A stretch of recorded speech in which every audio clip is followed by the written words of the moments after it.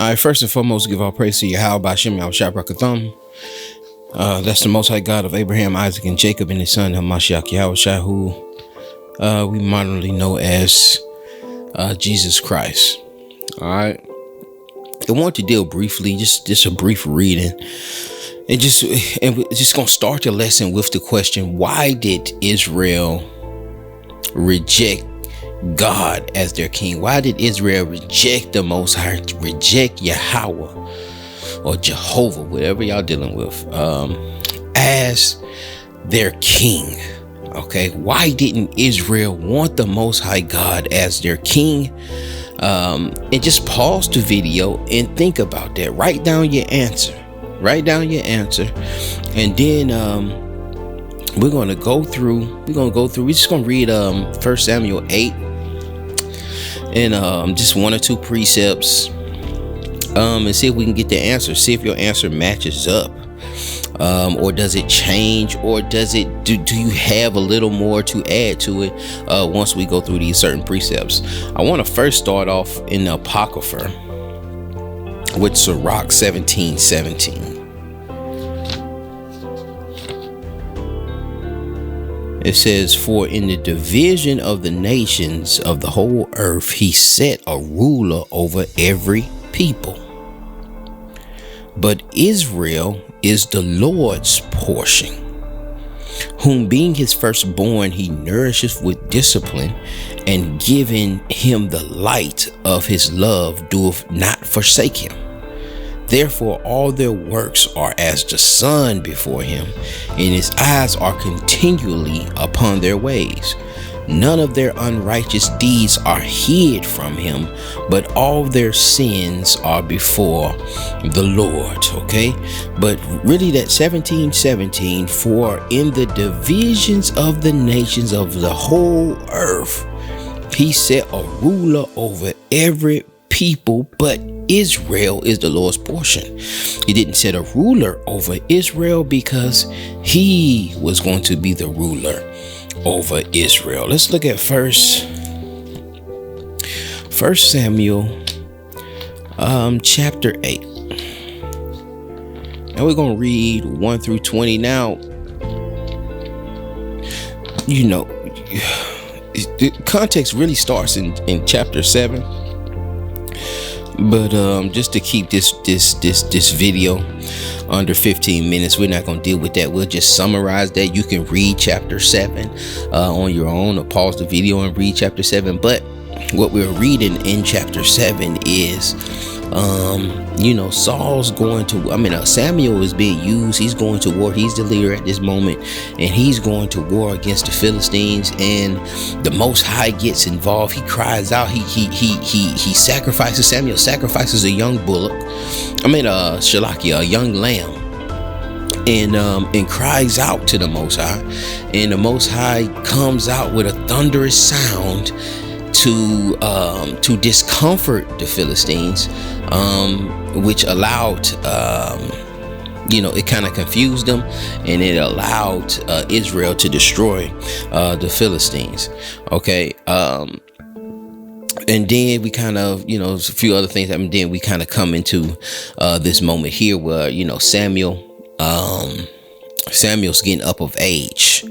Okay, and while he was doing leading Israel through the guidance of the Most High.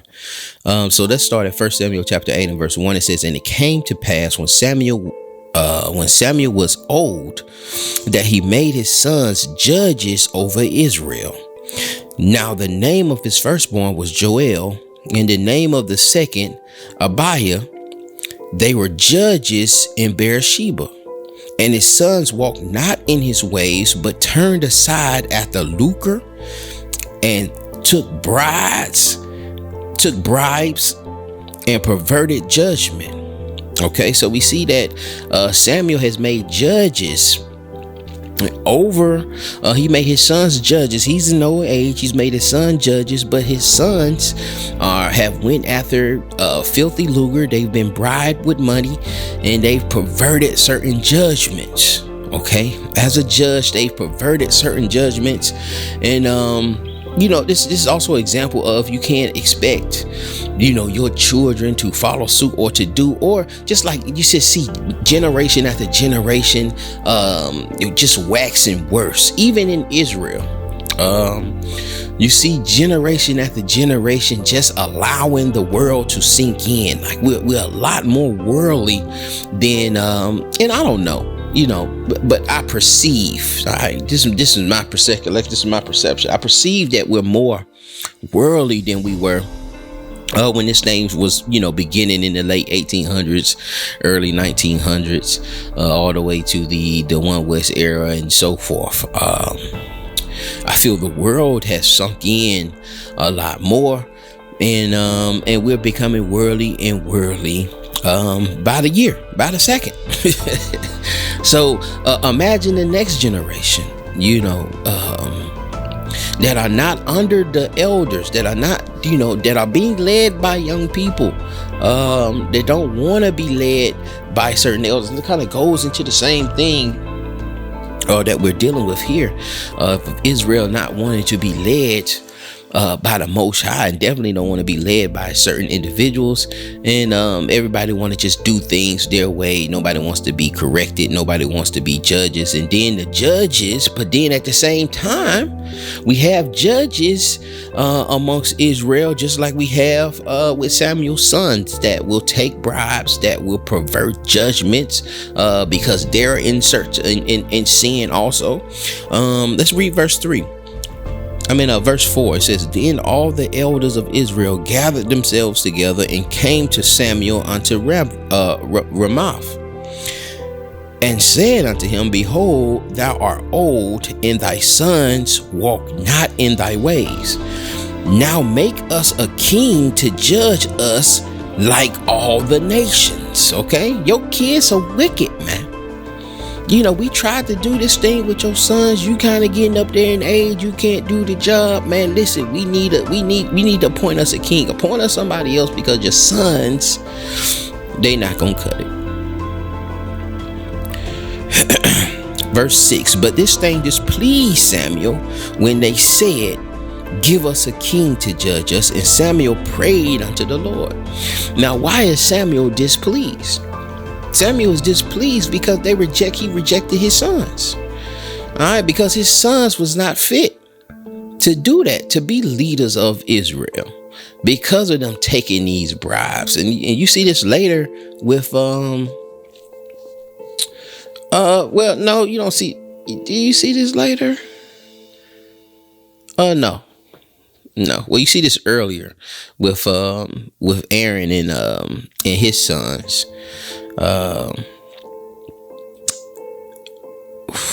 Where we at? Verse 7. It says, "And the Lord said unto Samuel, Hearken unto the voice of the people in all that they say unto thee, for they have not rejected thee, but they have rejected me, that I should not reign over them." Okay, they have rejected me, that I should not reign over them. So the Lord is telling Samuel, man, listen, it wasn't you that they reject. They not reject. And so that's how we understand that that rejection really was on because they rejected Samuel's kids, is why he's displeased. But the Most High is telling them, listen, they ain't displeased with you. They're displeased with me. They don't want me leading over them. When they asked you this, verse 8, "According to all the works which they have done since the day that I brought them up out of Egypt." Well, let me start at verse 7 again. It says, "And the Lord said unto Samuel, Hearken unto the voice of the people in all that they say unto thee, for they have not rejected thee, but they have rejected me, that I should not reign over them. According to all the works which they have done since the day that I brought them up out of Egypt, even unto this day, wherewith they have forsaken me and served other gods, so do they also unto thee.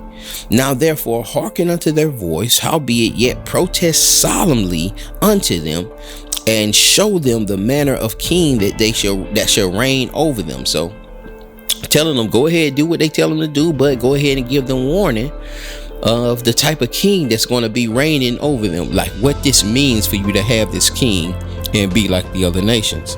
Verse 10, and Samuel told all the words of the Lord unto the people that asked of him a king, and said, this will be the manner of the king that shall reign over you. He will take your sons and appoint them for himself, for his chariots, and to be his horsemen, and shall run before chariots. And he will appoint him captains over thousands and captains over fifties, and will set them to the ear of the ground, and to reap this harvest, and to make his instruments of war and instruments of chariots. So, sometimes Israel comes to this passage and justifies making captains of 50 and soldiers of 100, and but he said, the Most High is kind of telling them, like, this is kind of part of the warning that he's telling, like, listen, man, the king is going to be over you, and he's going to do this, man. He's going to take your children and make them, make and do what he wants to do with them. And make them captains of 50 and tell them, hey, man, you got to go over here. You got to do this. You need to do this. You need to wash my clothes. You need to get my chariot ready, and pretty much, bring them into a form of servitude. Verse 13, and he will take your daughters to be confectionaries, and to be cooks, and to be bakers. Okay, he's gonna make your daughters cook and clean. And he will take your fields and your vineyards and your olive yards, even the best of them, and give them to his servants. And he will take the tenth of your seed and of your vineyards, and give to his officers and his servants. And he will take your men servants and your maid servants and your goodliest young men and your asses, and put them to work. See, under the Most High, he's not gonna do that. He don't need your food. He don't need your horses. You don't have to drive him around. He's not going to do any of these things, because he don't need nothing from you. But under a king, you're going to have to do these things, because this is the nature of the king. Like, this is what he's going to do. Verse 16, and he will take your manservants and your maidservants and your goodliest young men and your asses, and put them to work. And he will take a tenth of your sheep. And ye shall be his servants. And ye shall cry out in that day, because your king, which ye shall have chosen you, and the Lord will not hear you that day. Okay, very important. And ye shall cry out in that day because of your king, which ye shall have chosen you, and the Lord will not hear you in that day. Nevertheless, the people refused to obey the voice of Samuel, and they said, nay, but we will have a king over us. Okay, I hear everything you saying, but we still want a king. We still want a king over us. Verse 20, this is the reason. All right, we want a king over us, that we also may be like all the nations, and that our king may judge us, and go out before us, and fight our battles. And Samuel heard the words of the people, and he rehearsed them in the ears of the Lord. And the Lord said to Samuel, hearken unto the voice, and make them a king. And Samuel said unto the men of Israel, go ye every man unto his city. But that verse 20 gives us the reasoning that they be like the other nations, and that our king may judge us and go out before us to the battles. Now, like I said, the context started in chapter 7, where we seen the Most High actually fighting these battles with for Israel. We also see this all throughout Numbers, with the Most High fighting these battles, and throughout Joshua. The Most High fighting these battles, as their king. Leading them to battle. And we also have the judgments going out. You also have certain judges set over them to judge them.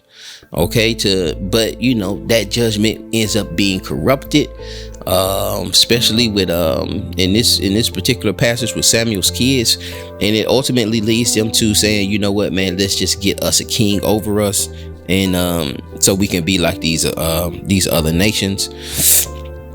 And that thing became problematic. Let's end with this thing with in Acts 13, and we'll end here. Acts 13 and 20. It says, and after And after that, oh, matter of fact, let's start at verse 17. Let's start at verse 17. It says, the God of this people of Israel chose our fathers and exalted the people when they dwelt as strangers in the land of Egypt. And with an high arm brought he them out of it. And about the time of 40 years suffered he their manners, in the wilderness, suffer him their behaviors. Verse 19, and when he had destroyed 7 nations in the land of Canaan, he divided their land to them by lot. And after that he gave unto them judges about the space of 450 years until Samuel the prophet. And afterward they desire a king. And God gave them Saul, the son of Cis, a man of the tribe of Benjamin, about a space of 40 years. And when he had removed him, he raised up unto them David to be their king, to whom also he gave testimony and said, I have found David, the son of Jesse, a man after my own heart, which shall fulfill all my will. Of the man's seed have God, according to his promise, raised up Israel a savior, Jesus, or Yhwh. And when we talk about this rejection, what we need to understand is that, you have someone who's done all of these things for you. Done all of these things for, and I know some of y'all have kids and you've done so many things for these kids and they're still just ungrateful. They still say something foolish like, you haven't done anything for me. Or even in relationships. I had a sister one time, I had her, it was from another world, but she was staying with me and didn't have a job. I was pretty much feeding her, paying for the shelter, paying all that stuff, and even paying for miscellaneous habits. And she goes out and say, well, you don't really do nothing for me. Like, you will have to pay the rent. You will have to do all of these things. Anyway, and it was very, it was very hurtful. To hear somebody say something like that, to see the ungratefulness of somebody that you're doing so much for. And this is the Most High, just dealing with Israel. He's done so much for us. He stretched out his arm to bring us out of Egypt. He's followed us into battle and conquered and helped us conquer all of these people. And Israel, goes and turns to these other gods. And, he says several times in the text, I am a jealous God, and so forth. And then just the most despicable thing, it even hurt Samuel, because Samuel did a lot of things through the Spirit of the Lord, through the Holy Spirit. He did a lot of things, nourishing Israel, leading Israel. And then, because my sons has made a few mistakes, you tossing my sons out, you tossing my authority out. And it made him feel some kind of way. But if it made Samuel feel some kind of way, how do you think it made the Lord feel? How do you think how it made the Lord feel when he has proper judgments, when he's told them all the right things, when he's tried to keep them out of harm, and we rejected him? And not only did we reject him, but ultimately Israel rejected another king that was sent, which was the Messiah. We also rejected the Messiah. And how many kings did the Most High really choose? You know what I'm saying? He dealt with Saul, of course. He dealt with David. But a lot of these other kings, even Solomon was kind of, one of these things that David promised to Bathsheba, and they had to talk about it and so forth. But it wasn't many kings at the most. You go through that list of kings, they'll shoot through some of these kings. They only had 1 or 2 verses. Else I really wasn't dealing with them. They'll just say that these folks are really that they followed the Lord, or they went off and did some wicked things. But, ultimately, I just wanted to deal with, why did Israel reject the Most High, because, we have certain pre-notions of things. These just one of these things we just have to refresh up on. And, looking down at your paper, what you wrote down, did you just write down, they wanted to be like the other nations and that was it? Or, did we look into this thing, or did you already have the understanding that, hey, you know what? We had some bad judges, man. And even during that 450 years of those judges, it's problematic, man. Gideon went off. Samson went off. Japheth went off. Not Japheth, but Yapta. He went off. He didn't know how to say. So, with that, I'm gonna end it. And I hope this thing was edifying to the body. Shalom. Till next time.